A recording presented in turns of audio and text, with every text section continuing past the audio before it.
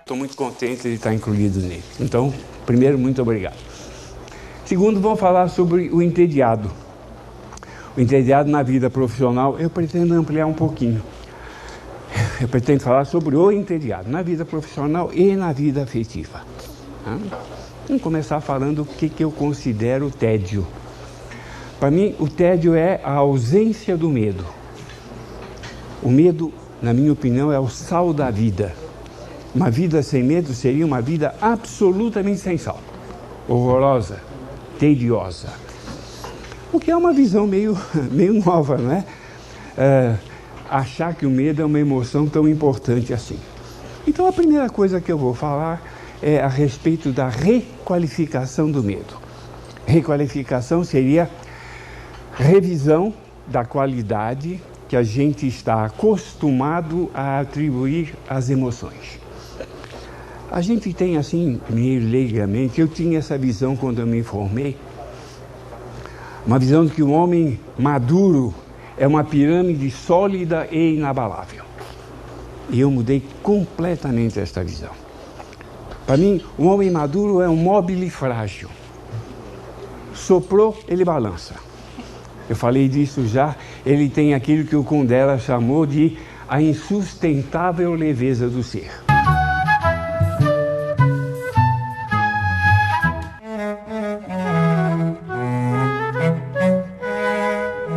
Eu tenho morro de inveja dessa frase. A frase é linda. O homem tem a insustentável leveza do ser. Mas ele tem um equilíbrio ao qual ele retorna. Porque as emoções equilibram umas às outras. Então o normal é a gente entender que o homem equilibrado tem todas as emoções penduradas no seu móvel. Toda emoção é boa, não tem emoção ruim. Toda emoção pode dar um resultado bom ou um resultado ruim. O amor é uma emoção maravilhosa. O amor foi o que deu o fenômeno humano. O amor, o resultado bom dele não dá nem para a gente ficar falando a respeito. No entanto, o amor pode dar superproteção, que é um resultado ruim. Quando me dizem que o amor é uma emoção maravilhosa, eu concordo. Quando me dizem só o amor constrói, eu arrepio.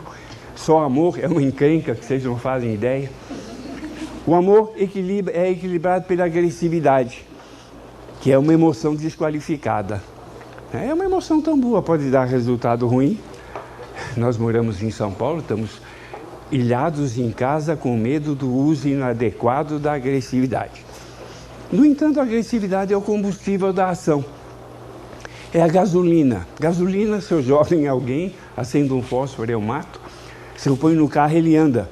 Se eu enterro, porque disseram que a agressividade é uma coisa ruim, nunca vou matar ninguém, nem ser assertivo, nem vou poder competir. Porque toda emoção é boa. Toda emoção pode dar um resultado bom ou um resultado mau, certo? Nós aprendemos de forma equivocada. Aprendemos que tem emoção boa e emoção má. Trabalhando as 4 emoções básicas, a última vez eu falei sobre a enorme mudança que houve na sociedade com a mudança do papel da mulher.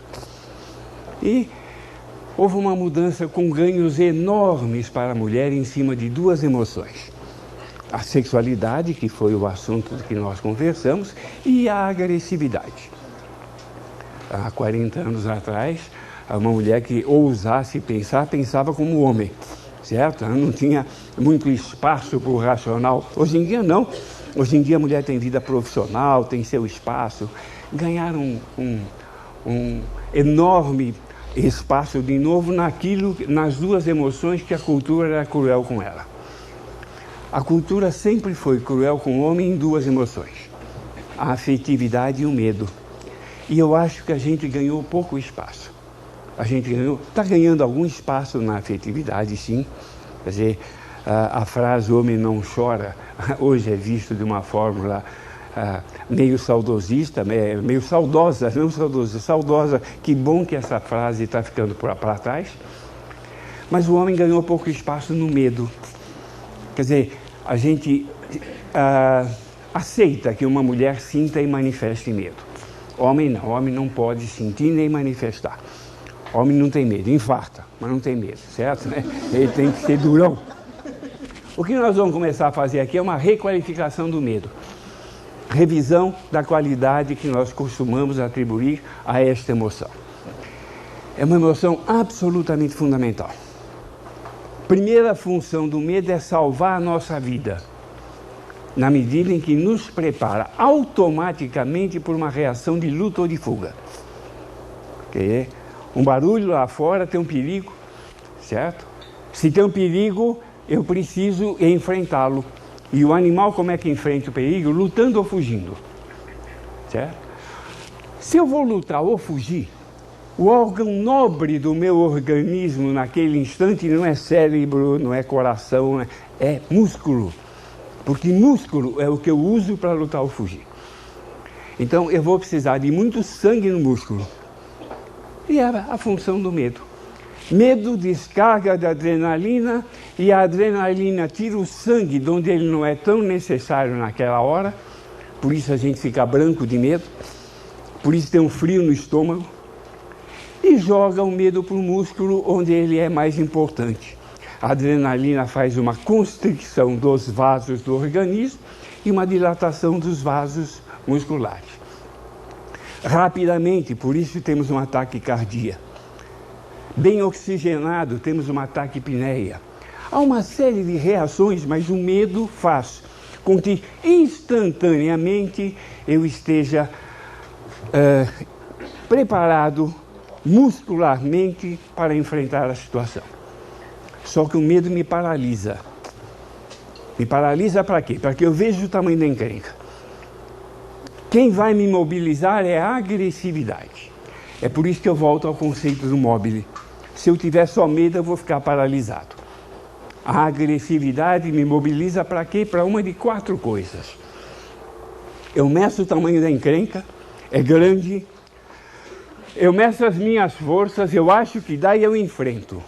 O nome é coragem. Na mesma situação, eu acho que dá, mas eu fujo. O nome é covardia. Não dá para enfrentar e eu fujo. O nome é prudência. Não dá para enfrentar e eu enfrento é irresponsabilidade. Certo? Um homem maduro... tem uma quinta opção. A quinta opção é um indivíduo que morre de medo e foge, mas erra a direção e corre para frente. O nome é heroísmo. Certo? Aí ele vira herói. O que é ser maduro? É saber sentir o medo e a agressividade de forma que em todo o processo decisório eu tomo uma opção corajosa ou prudente. Eu nunca tomo uma opção covarde ou irresponsável. Tudo bem? Esta é a primeira função do medo. Segunda função do medo. Ele é pedagógico. O medo ensina o respeito aos limites.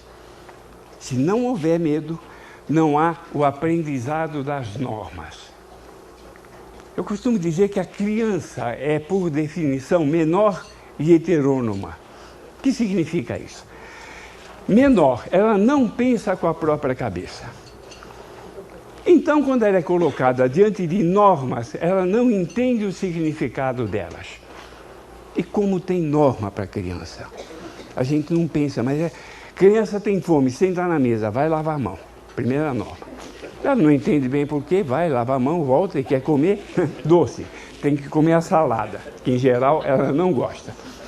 Em seguida tem que comer o salgado, que ela também não gosta. Aí deixam ela comer o doce. Tem que escovar o dente. Aí ela tem que largar a televisão que adora, deitar cedo, fazer xixi antes de dormir, levantar cedo para ir para a escola. Nada faz sentido para ela.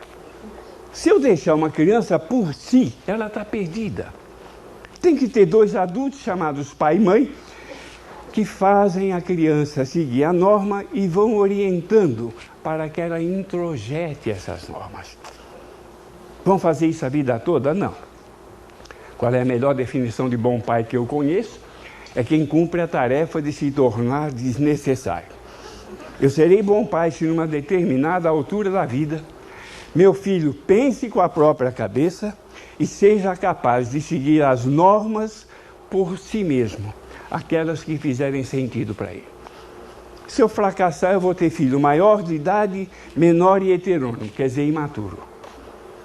A introjeção das normas só se dá se a criança tiver medo de alguma sanção.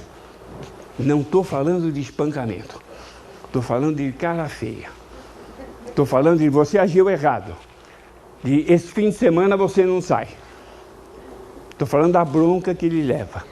Se não houver medo de sanção, não vai haver introjeção de norma.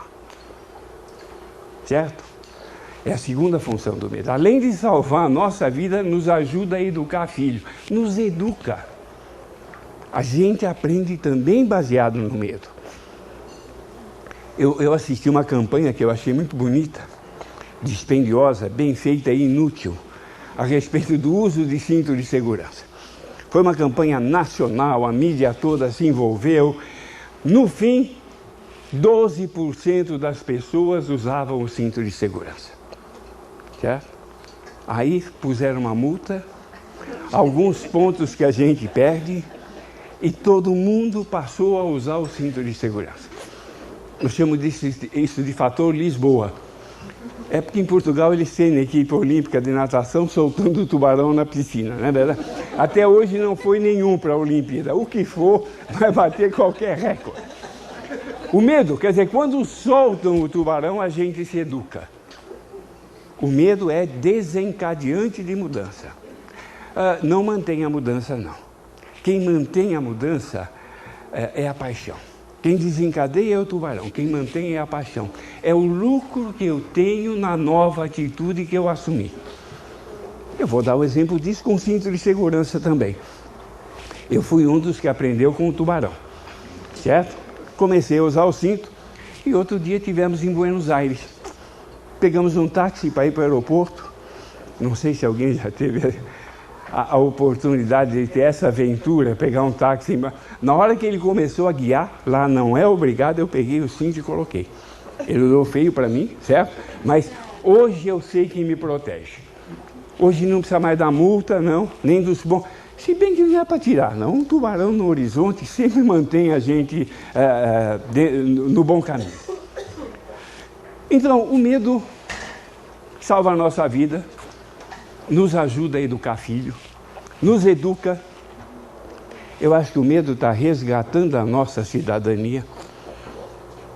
Se nós não tivermos uma recuperação de nossos valores, não vamos virar nação. Certo? E, de repente, na imprensa a gente começa a ver que isto começa a acontecer baseado em 3 fatores.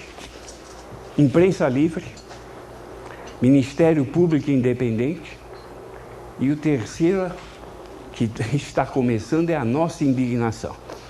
Imprensa livre é medo de ser noticiado. Ministério Público Independente é medo de ser preso. O dia que a gente se indignar é medo de não ter mais espaço político. O resgate da nossa dignidade passa pelo resgate do medo.